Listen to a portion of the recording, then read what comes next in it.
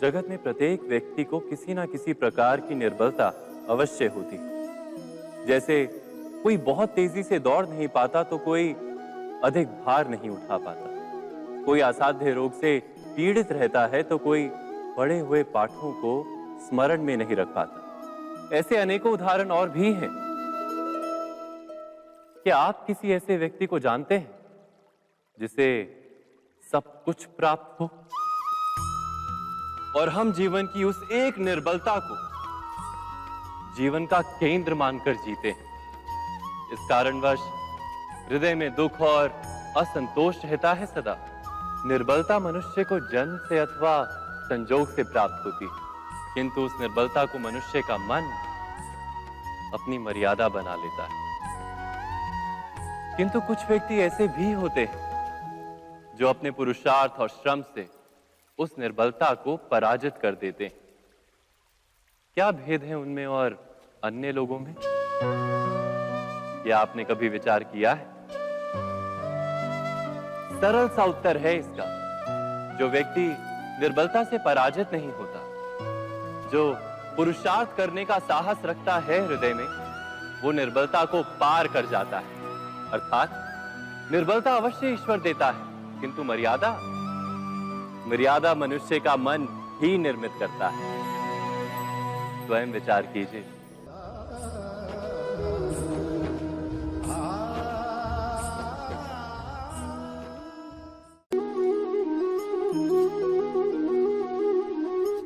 भविष्य का दूसरा नाम है संघर्ष।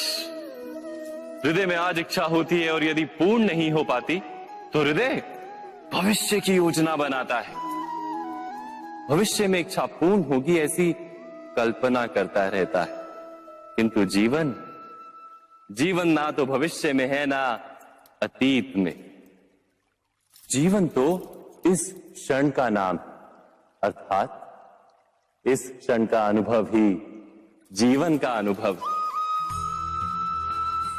पर हम ये जानते हुए भी इतना सा सत्य समझ नहीं पाते। या तो हम बीते हुए समय के स्मरणों को घेर कर बैठे रहते हैं, या फिर आने वाले समय के लिए हम योजनाएं बनाते रहते हैं और जीवन जीवन बीत जाता है।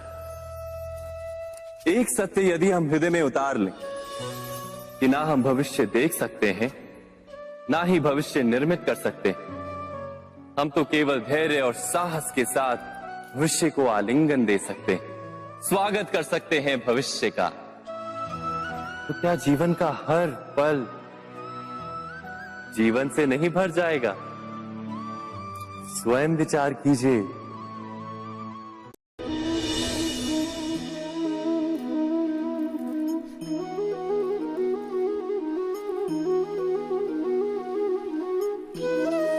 ज्ञान प्राप्ति सदा ही समर्पण से होती है, ये हम सब जानते हैं। किंतु समर्पण का वास्तविक महत्व क्या है? क्या हमने कभी विचार किया?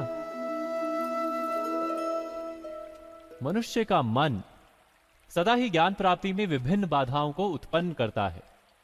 कभी किसी अन्य विद्यार्थी से ईर्ष्या हो जाती है, कभी पढ़ाए हुए पाठों पर संदेह जन्मता है और कभी गुरु द्वारा दिया गया दंड मन को अहंकार से भर देता है। नहीं, क्या ऐसा नहीं होता? न जाने कैसे कैसे विचार मन को भटकाते हैं और मन की इसी अयोग्य स्थिति के कारण हम ज्ञान प्राप्त नहीं कर पाते। मन की योग्य स्थिति केवल समर्पण से निर्मित होती है।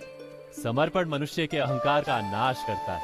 ईर्ष्या, महत्वाकांक्षा आदि भावनाओं को दूर कर हृदय को शांत करता है और मन को एकाग्र करता है। वास्तव में ईश्वर की सृष्टि में ना ज्ञान की मर्यादा है, ना ज्ञानियों की। गुरु दत्तात्रेय ने तो गाय और श्वान से भी ज्ञान प्राप्त कर लिया था। अर्थात विषय ब्रह्म ज्ञान का हो या जीवन के ज्ञान का या गुरुकुल में प्राप्त होने वाले ज्ञान का, उसकी प्राप्ति के लिए गुरु से अधिक महत्व है उस गुरु के प्रति हमारा समर्पण। क्या ये सत्य नहीं?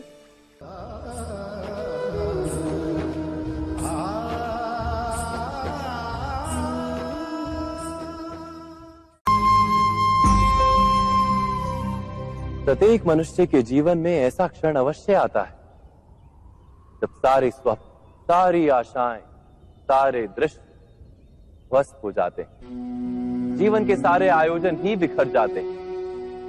एक और धर्म होता है और दूसरी ओर सुख। इसी को धर्म संकट कहते हैं। जब धर्म का वहन ही संकट हो और धर्म का त्याग ही सुख हो।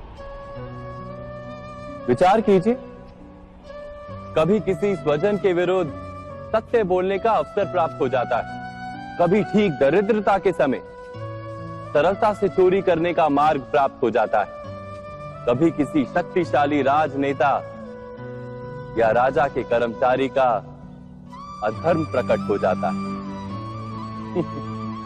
सबके जीवन में ऐसी घटना बनती ही रहती है। अधिकतर लोग ऐसे किसी क्षण को धर्म संकट के रूप में जान ही नहीं पाते। हमें किसी प्रकार के संघर्ष का अनुभव ही नहीं होता। सहजता से सुख की ओर खींचे चले जाते हैं, जैसे मक्खी गुड़ की ओर खींची चली जाती।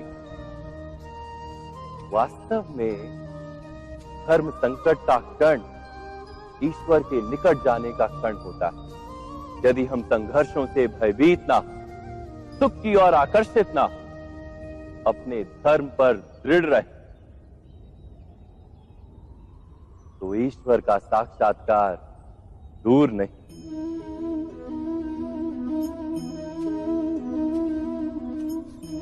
पवन से युद्ध करने वाला पत्ता यदि पेड़ से गिरता है तो भी आकाश की ओर उठता है। पवन से झुकने वाली घास वहीं भूमि पर रह जाती है। अर्थात धर्म संकट से यदि हम संकट को ही टाल दें तो सुख तो मिलता है, जीवन बढ़ता है, किंतु क्या चरित्र नहीं टूटता? क्या आत्मा दरिद्र नहीं हो जाती? क्या ईश्वर से अंतर नहीं हो जाता? स्वयं विचार कीजिए। दो व्यक्ति जब निकट आते हैं तो एक दूसरे के लिए सीमाएं और मर्यादाएं निर्मित करने का प्रयत्न अवश्य करते हैं।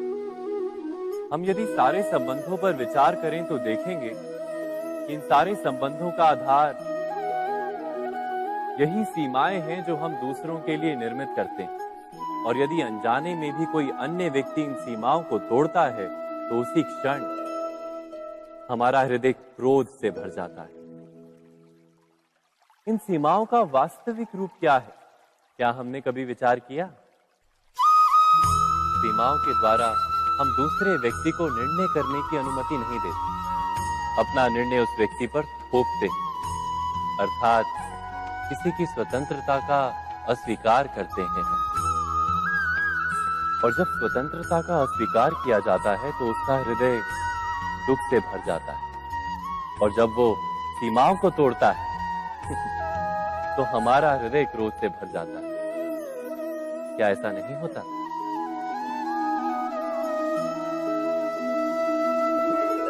पर यदि एक दूसरे की स्वतंत्रता का सम्मान किया जाए तो किसी मर्यादाओं या सीमाओं की आवश्यकता ही नहीं होती।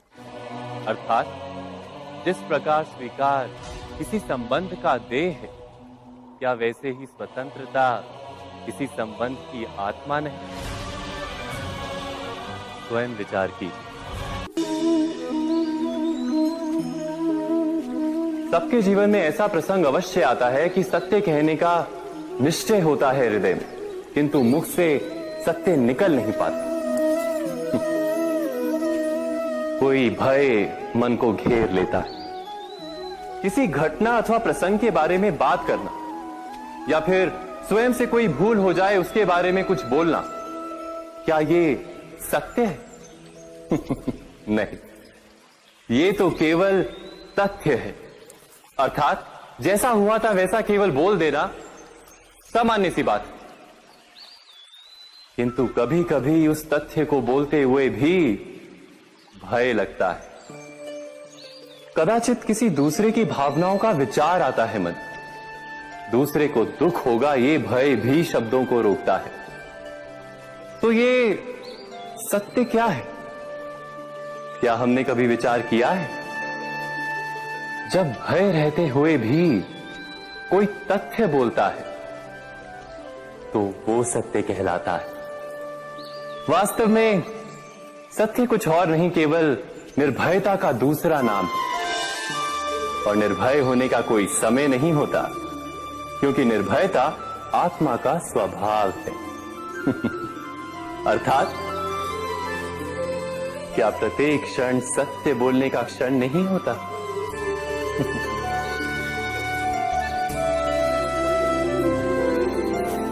स्वयं विचार कीजिए।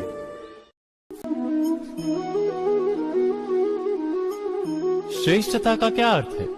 श्रेष्ठता का अर्थ है दूसरों से अधिक ज्ञान प्राप्त करना।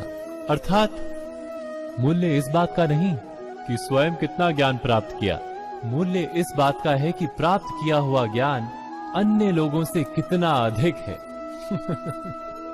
अर्थात श्रेष्ठता की इच्छा ज्ञान प्राप्ति को भी एक स्पर्धा बना देती है।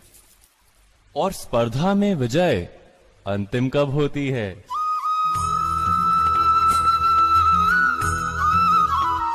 कुछ समय के लिए तो श्रेष्ठ बना जा सकता है, किंतु सदा के लिए कोई श्रेष्ठ नहीं रह पाता।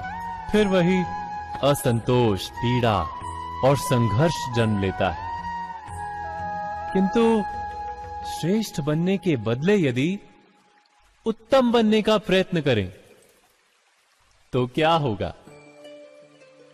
उत्तम का अर्थ है कि जितना प्राप्त करने योग्य है वो सब प्राप्त करना, किसी से अधिक पाने की इच्छा से नहीं, मात्र आत्मा की तृप्ति हेतु कुछ प्राप्त करना।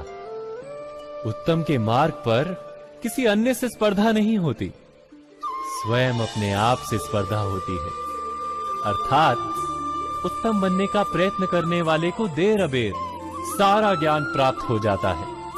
बिना प्रयत्न के ही वो श्रेष्ठ बन जाता है। किंतु जो श्रेष्ठ बनने का प्रयत्न करता है वो श्रेष्ठ बने या ना बने, उत्तम कभी नहीं बन पाता।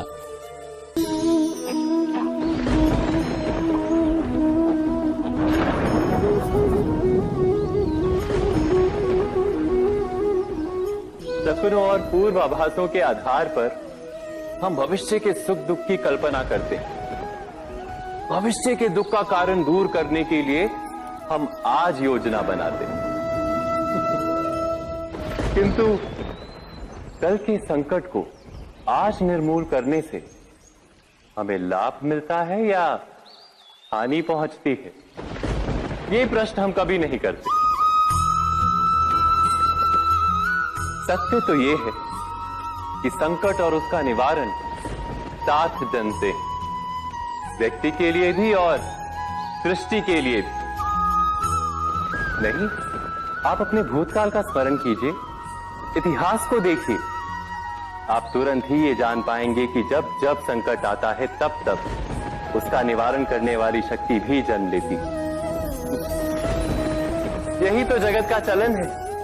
वस्तुतः संकट ही शक्ति के जन्म का कारण है। प्रत्येक व्यक्ति जब संकट से निकलता है तो एक पद आगे बढ़ा होता है, अधिक चमकता है, आत्मविश्वास से अधिक भरा होता है, न केवल अपने लिए अपितु विश्व के लिए भी।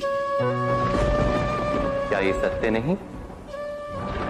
वास्तव में संकट का जन्म है एक अवसर का जन्म, अपने आप को बदलने का, अपने विचारों को ऊंचाई पर करने का अवसर, अपनी आत्मा को बलवान और ज्ञान मंडित बनाने का अवसर।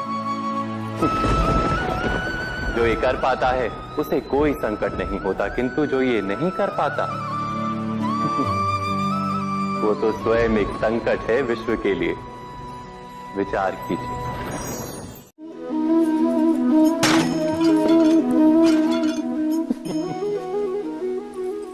कभी कभी कोई घटना मनुष्य के जीवन की सारी योजनाओं को तोड़ देती और मनुष्य उस आघात को अपने जीवन का केंद्र मान लेता। पर क्या भविष्य मनुष्य की योजनाओं के आधार पर निर्मित होते हैं? नहीं। जिस प्रकार किसी ऊंचे पर्वत पर सर्वप्रथम चढ़ने वाला उस पर्वत की तलाई में बैठकर जो योजना बनाता है, क्या वही योजना उसे उस पर्वत की चोटी तक पहुंचाती है? नहीं। वास्तव में वो जैसे जैसे ऊपर चढ़ता है, वैसे वैसे उसे नई नई चुनौतियां, नई नई विडंबनाएं, नए नए अवरोध मिलते हैं। प्रत्येक पद पर वो अपने अगले पद का निर्णय करता है। प्रत्येक पद पर उसे अपनी योजनाओं को बदलना पड़ता है। कहीं पुरानी योजना उसे खाई में ना ढकेल दे।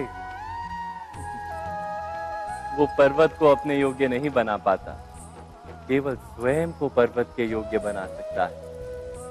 क्या जीवन के साथ भी ऐसा ही नहीं? जब मनुष्य जीवन में किसी एक चुनौती को, एक अवरोध को अपने जीवन का केंद्र मान लेता है, अपने जीवन की गति को ही रोक देता है, तो वो अपने जीवन में सफल नहीं बन पाता और ना ही सुख और शांति प्राप्त कर पाता। अर्थात जीवन को अपने योग्य बनाने के बदले स्वयं अपने को जीवन के योग्य बनाना ही सफलता और सुख का एकमात्र मार्ग नहीं। स्वयं विचार कीजिए।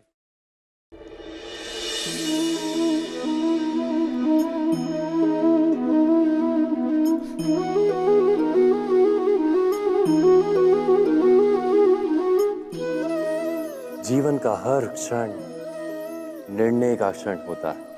प्रत्येक पद पर दूसरे पद के विषय में कोई निर्णय करना ही पड़ता है और निर्णय अपना प्रभाव छोड़ जाता है। आज किए गए निर्णय भविष्य में सुख अथवा दुख निर्मित करते हैं, ना केवल अपने लिए, अपने परिवार के लिए भी, आने वाली पीढ़ियों के लिए भी। जब कोई दुविधा सामने आती है तो मन व्याकुल हो जाता है, अनिश्चय से भर जाता है। निर्णय का वो क्षण युद्ध बन जाता है और मन बन जाता है युद्ध भूमि। अधिकतर निर्णय हम दुविधा का उपाय करने के लिए नहीं, केवल मन को शांत करने के लिए लेते हैं। पर क्या कोई दौड़ते हुए भोजन कर सकता है? नहीं। तो क्या युद्ध से जूझता हुआ मन कोई योग्य निर्णय ले पाएगा? वास्तव में शांत मन से जब कोई निर्णय करता है तो अपने लिए सुखद भविष्य बनाता है। किंतु अपने मन को शांत करने के लिए जब कोई निर्णय करता है तो वो व्यक्ति भविष्य में अपने लिए कांटों भरा वृक्ष लगाता है। स्वयं विचार कीजिएगा।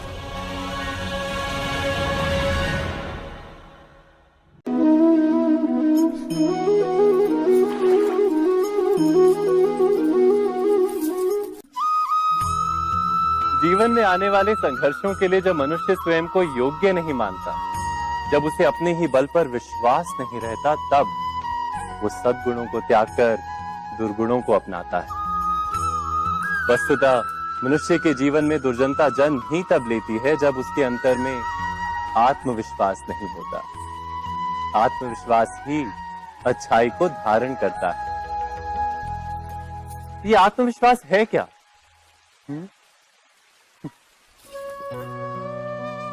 जब मनुष्य ये मानता है कि जीवन का संघर्ष उसे दुर्बल बनाता है, तो उसे अपने ऊपर विश्वास नहीं रहता। वो संघर्ष के पार जाने के बदले संघर्ष से छूटने के उपाय ढूंढने लगता है। किंतु जब वो ये समझता है कि ये संघर्ष उसे अधिक शक्तिशाली बनाते हैं, ठीक जैसे व्यायाम करने से देह की शक्ति बढ़ती, तो प्रत्येक संघर्ष के साथ उसका उत्साह बढ़ता है। अर्थात आत्मविश्वास और कुछ भी नहीं, मन की स्थिति, जीवन को देखने का दृष्टिकोण मात्र है। और जीवन का दृष्टिकोण तो मनुष्य के अपने वश में होता है। स्वयं विचार कीजिए।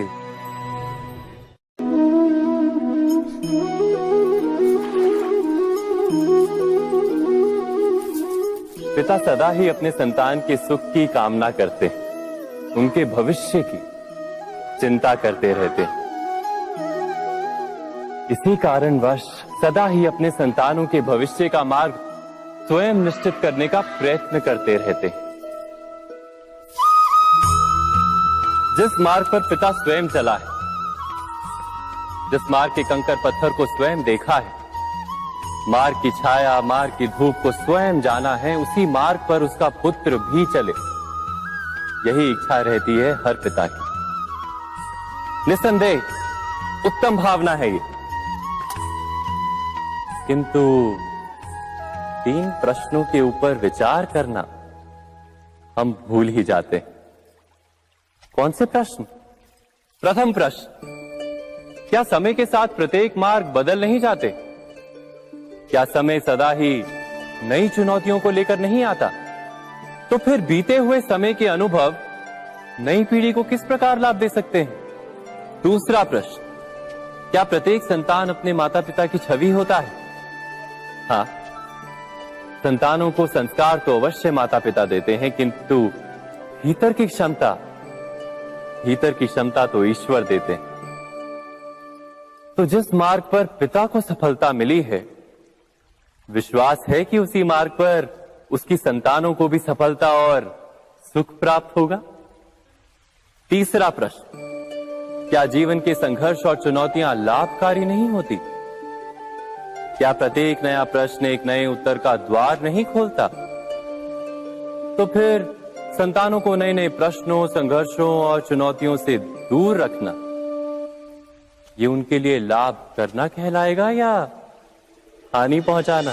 अर्थात जिस प्रकार संतान के भविष्य का निर्माण करने के बदले उसके चरित्र का निर्माण करना श्रेष्ठ है, वैसे ही संतानों के जीवन का मार्ग निश्चित करने के बदले उन्हें नए संघर्षों के साथ जूझने के लिए मनोबल व ज्ञान देना अधिक लाभदायक नहीं होगा? स्वयं विचार कीजिए। मनुष्य की सबसे बड़ी दुर्बलता क्या होती है? सोचिए। धन, प्रेम, अहंकार।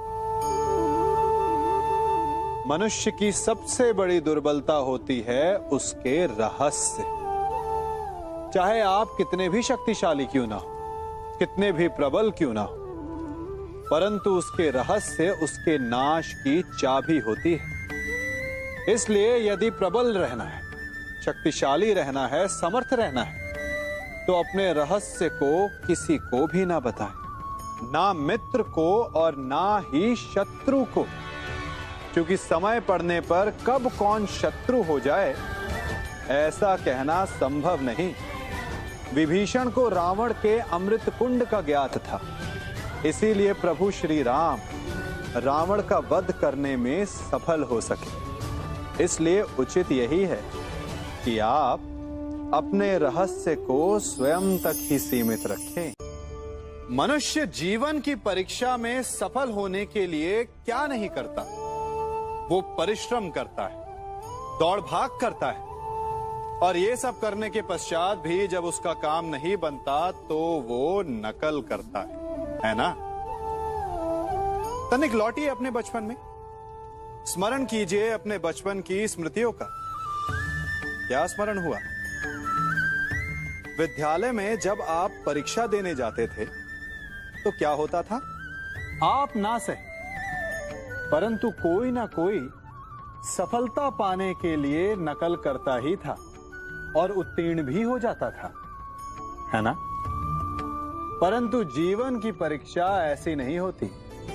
नकल करने वाला सफल नहीं होता। कारण विद्यालय में सबके प्रश्न पत्र एक होते थे, परंतु जीवन के प्रश्न पत्र और उनकी कठिनाई सबके लिए भिन्न होती, तो निश्चित रूप से उनके उत्तर भी भिन्न होंगे ना।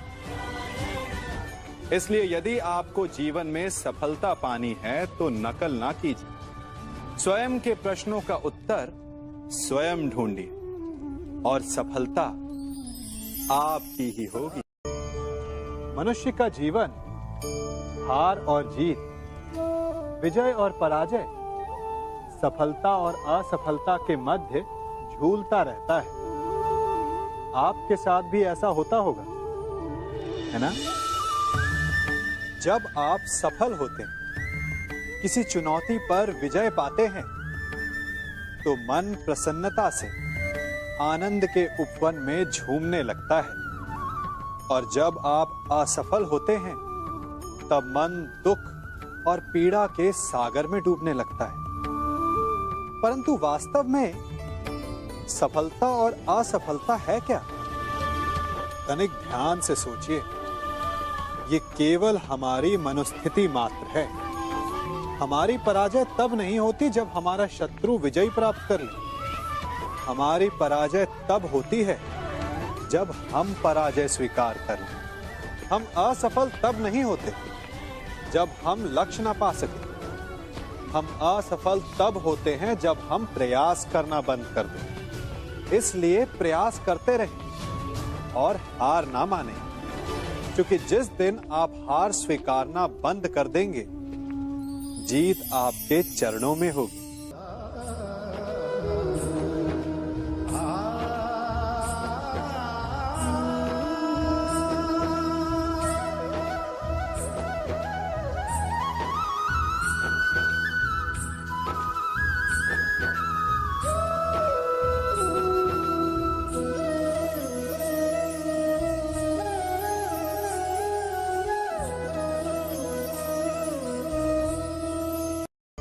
आप सबने बरगद के वृक्ष को तो देखा ही होगा।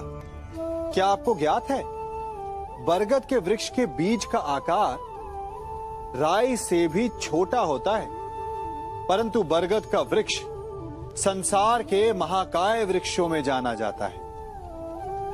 जब उसका जन्म होता है, तब उसमें वो जटाएं, वो शाखाएं नहीं होती, परंतु जैसे जैसे उसका विस्तार होता है, जैसे जैसे वो अधिक शाखाओं का भार उठाता है, अधिक पत्तियों का सृजन करता है, वैसे वैसे उसकी शाखाएं जटाएं बनकर जड़ तक पहुंचती है और इस वृक्ष को सहारा देती है।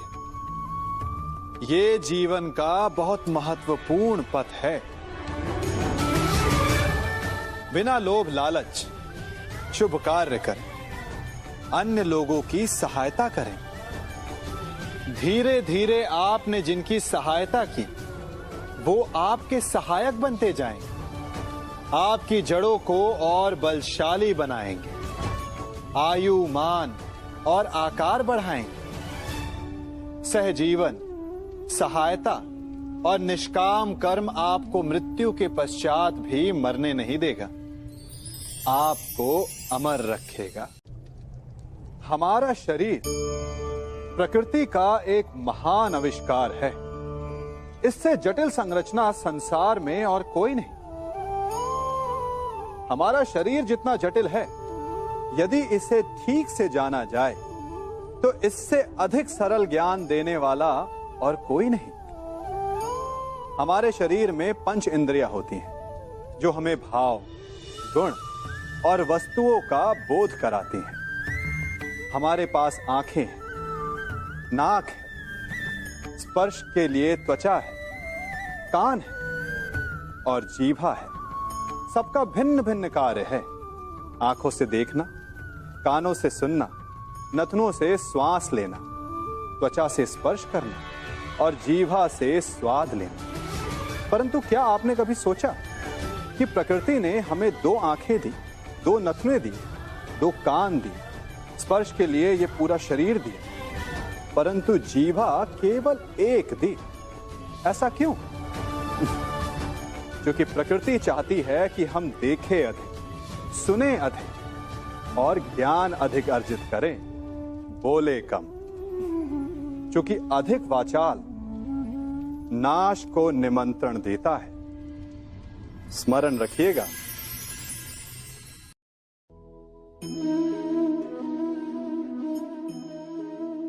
ये सदा यही कहते आए कि यदि आगे बढ़ना है तो अपनों का साथ दो। सत्य कहते हैं, अपनों का साथ देना ही चाहिए।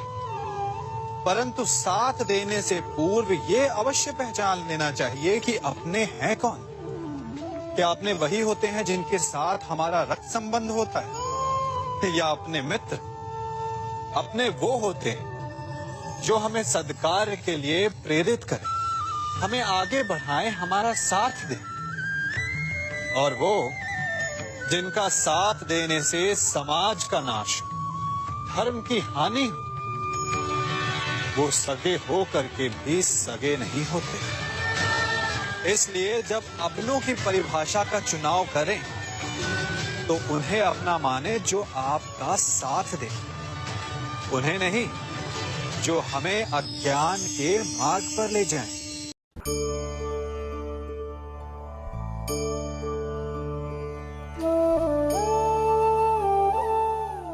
आप जिनसे प्रेम करते हैं सदा उनके समीप रहना चाहते हैं, नहीं चाहते कि कभी अपनों से दूर होना पड़े, बिछड़ना पड़े। परंतु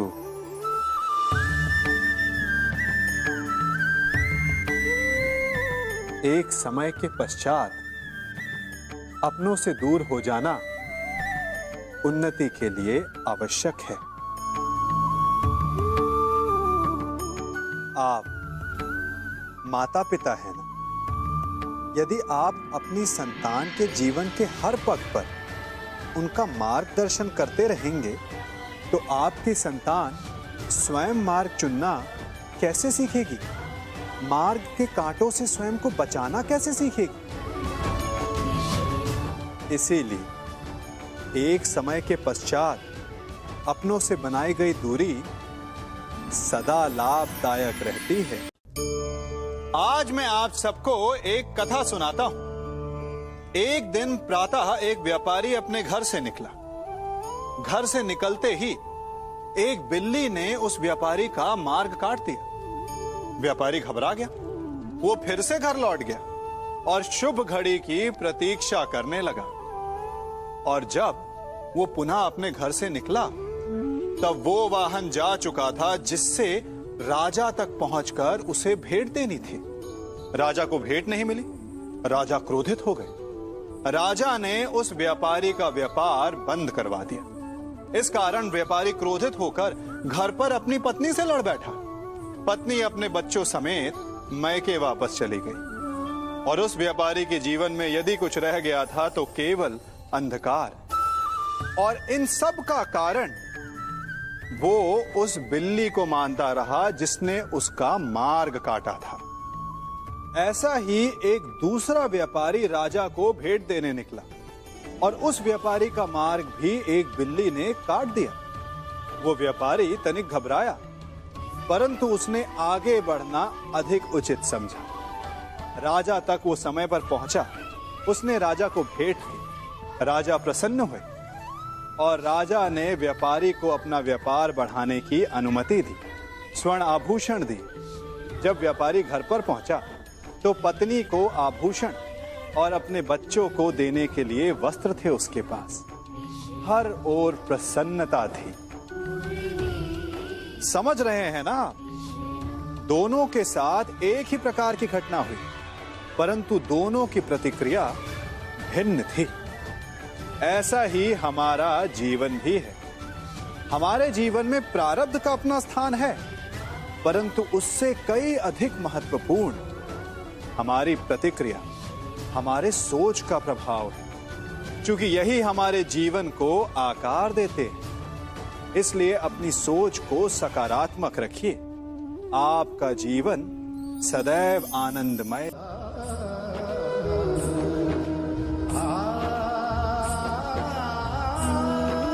हम सभी अपने जीवन में कोई ना कोई कार्य करते हैं। कार्य करते हैं तो थकान की अनुभूति होती है और यदि थकान ना उतरे तो कार्य करने का मन नहीं करता। हम आशा करते हैं कि कदाचित एक दिन में 24 के स्थान पर 26 घंटे होते तो आराम करने के लिए हमें और अधिक समय मिल जाता। हमें ऐसा अनुभव होता है कि हम बहुत अधिक कार्य कर रहे हैं, है ना? परंतु क्या आपने कभी सोचा है कि जो लोग संसार में सफल हैं, उनके पास भी सफल होने के लिए दिन में केवल 24 घंटे थे। तो फिर वो सफल क्यों है? इसका एक छोटा सा रहस्य है। वो कार्य चुनते हैं जो उन्हें प्रिय है, जिसे करने में उन्हें आनंद आता है। उन्हें लगता ही नहीं कि वो कार्य कर रहे हैं, उन्हें लगता है कि वो प्रतिपल आनंद मना रहे हैं। और जब आप आनंद मनाते हैं तो थकान कैसी? इसलिए यदि आप जीवन में कोई भी कार्य करें तो वो आपके मन को भाना चाहिए, या जो कार्य आप कर रहे हैं उसे अपने मन को भा देने दो। सफलता आपको मिलेगी। कभी सोचा है हमारा जीवन भी उस रेत की घड़ी की भांति है? जो रेत नीचे गिर चुकी है वो हमारा अतीत है, जो अब भी ऊपर है वो हमारा आने वाला भविष्य है, और वर्तमान ये संकुचित स्थल है जहां से धीरे धीरे करके रेत गिर रही है। अर्थात हमारे पास जीने के लिए यही एक क्षण है। उसका उपयोग कैसे करना है ये हम पर निर्भर करता है। जो बीत गया उसका दुख मनाना है, या जो भविष्य में होने वाला है उसकी प्रतीक्षा में क्रोध करना है। सब कुछ करने के लिए यही एक क्षण है। प्रसन्न रहना है तो उसके लिए भी यही एक पल है। प्रतीक्षा करते रहोगे तो ये पल भी भूतकाल में बदल जाएगा। इसलिए आनंद के लिए, परोपकार के लिए प्रतीक्षा ना कीजिए। आपके पास जो पल है उनका भरपूर सदुपयोग कीजिए, क्योंकि इस घड़ी को पलटकर आप फिर से समय अवश्य गिन सकते हैं, परंतु अपना बीता हुआ समय आप वापस नहीं लौटा पाएंगे।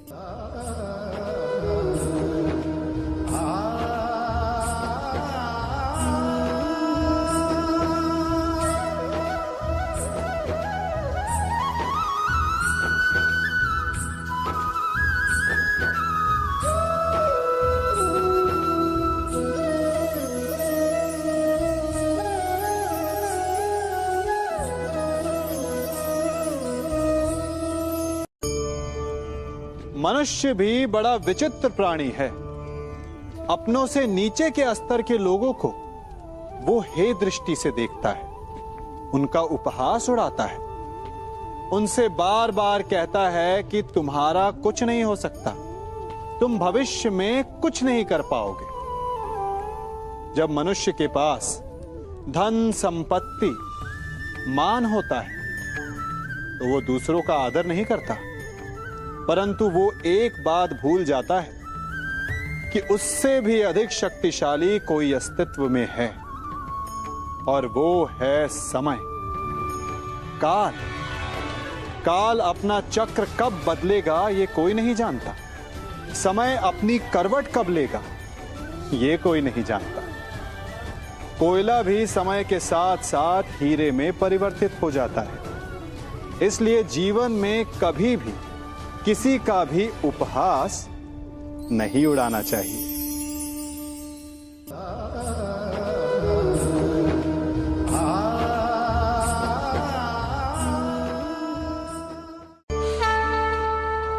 गर्व, अभिमान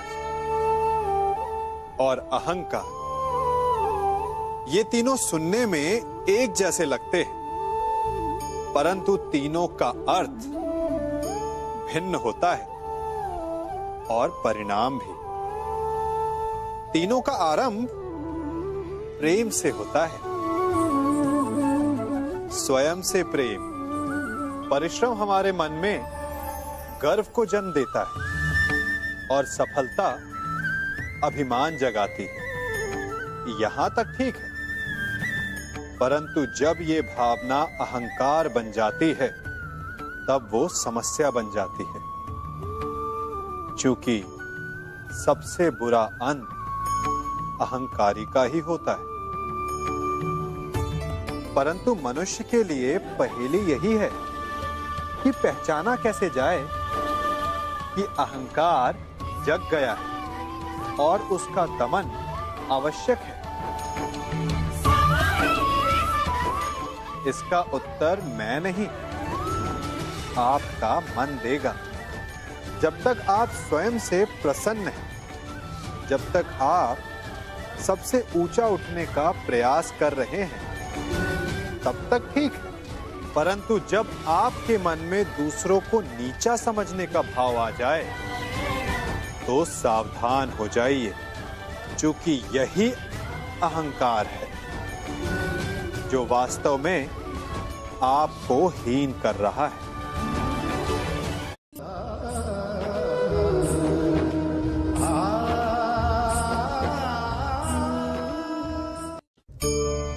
आज मैं आप सबको एक कहानी सुनाता हूं। एक दिन गोकुल में दो व्यापारी आए। एक व्यापारी शहद का था, बड़ा मीठा शहद था उसका, परंतु वो गोकुल में टिक नहीं पाया। उसके व्यापार ने घाटा खाया और शीघ्र ही वो गोकुल छोड़कर चला गया। और दूसरा व्यापारी मिर्च का था।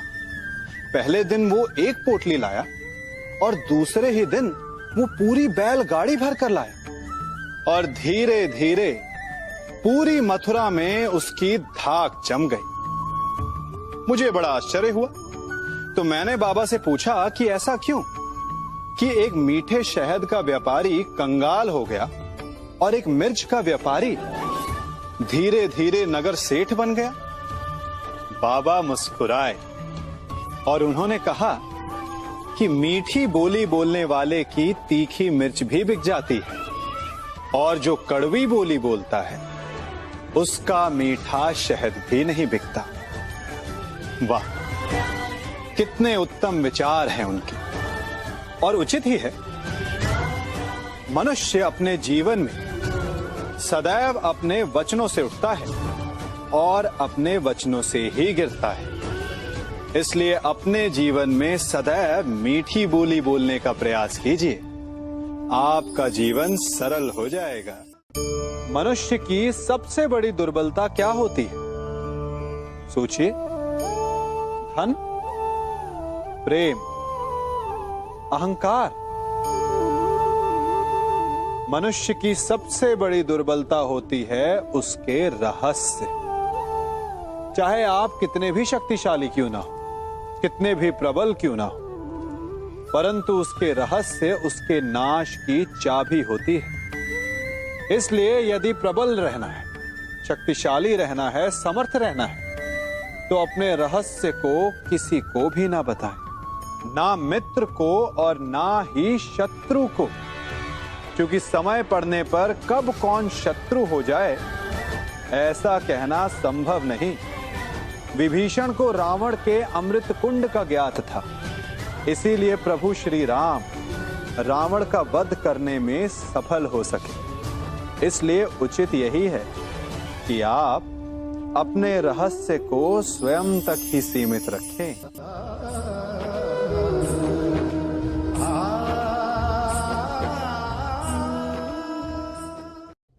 युवा अवस्था भी हमारे जीवन का कितना सुंदर काल होता है ना। बाहु में बल, मन में कुछ बड़ा कर जाने की चाह, आंखों में भविष्य के सुंदर और कोमल सपने। और इसी अवस्था में मनुष्य के भीतर पनपता है प्रेम। किसी को देखकर उस पर मन मोहित हो जाता है और फिर मनुष्य अपना सब कुछ उस पर न्यौछावर कर देना चाहता है। फिर प्रेम की परिणति होती है विवाह में। क्यों? सबको अपने खट्टे मीठे संस्मरण स्मरण हुआ है ना। परंतु यहीं से अधिकतर माता पिता और संतान के मध्य विचारों का विरोध प्रारंभ हो जाता है। संतान को लगता है कि उसका चुना जीवन साथी ही उसके लिए उपयुक्त है, और माता पिता को लगता है कि संतान अनजाने में भूल कर रही है।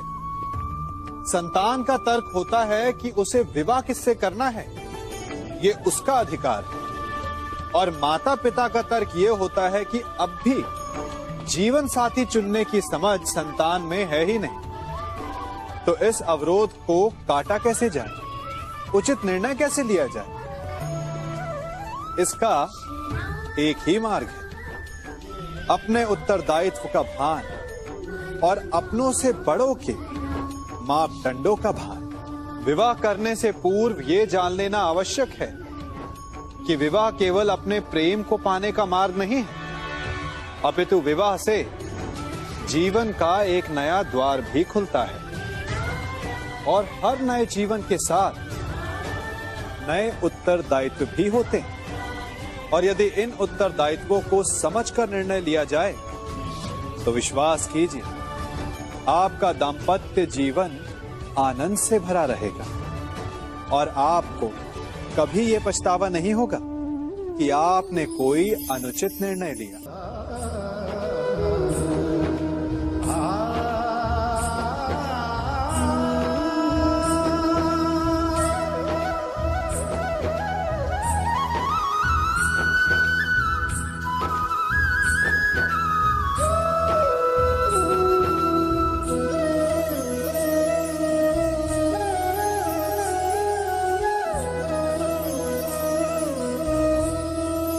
जब सागर का जल वाष्प बनकर उड़ता है तब वो हमें दिखाई नहीं देता।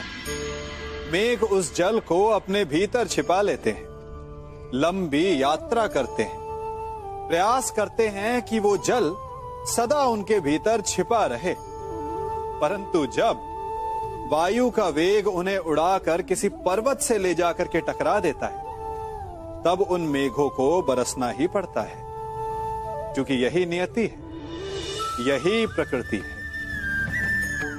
क्योंकि जल को सागर में जाकर मिलना ही है। ठीक ऐसा ही हमारे साथ भी होता है। हम सत्य को अपने मन के मेघों में चाहे जितना छिपाने का प्रयास कर लें, परंतु समय की आंधी उसे वास्तविकता के पर्वत से ले जाकर के टकराकर हमारे समक्ष ले ही आती है। जिस भय के कारण आप सत्य को सामने नहीं लेकर आना चाहते, एक दिन वही भय हमारे समक्ष आकर खड़ा हो जाता है और फिर हम लाचार हो जाते हैं, क्योंकि हमने उस भय का सामना करने की तैयारी नहीं की होती। इसलिए सत्य से भागे नहीं, उसे छिपाए भी नहीं, उसे स्वीकार करें। भविष्य की बड़ी विपत्ति से बच जाएंगे।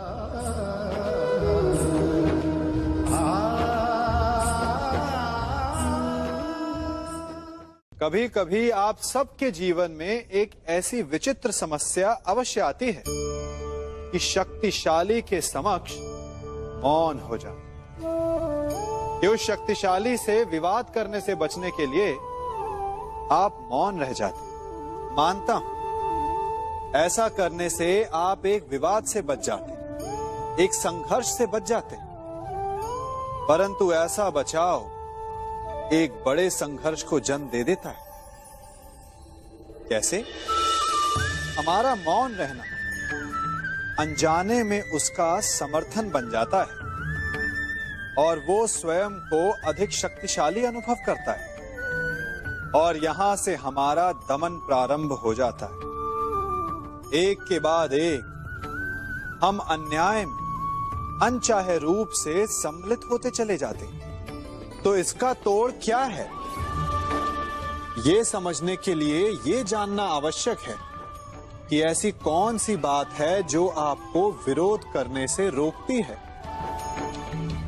ये सामने वाले की शक्ति नहीं जो आपको रोकती है, ये आपके भीतर छिपा भय है जो आपको रोकता है। हाँ, कभी कभी भय आपकी सुरक्षा अवश्य कर सकता है, परंतु साथ साथ ये भी जानना आवश्यक है कि ये भय ही है जो आपको मौन भी रखता है। इसलिए अपने मन से भय को निकालिए और खुलकर अनीति का, अन्याय का विरोध कीजिए और फिर देखिएगा आपका मन कितना मुक्त, कितना हल्का अनुभव करेगा।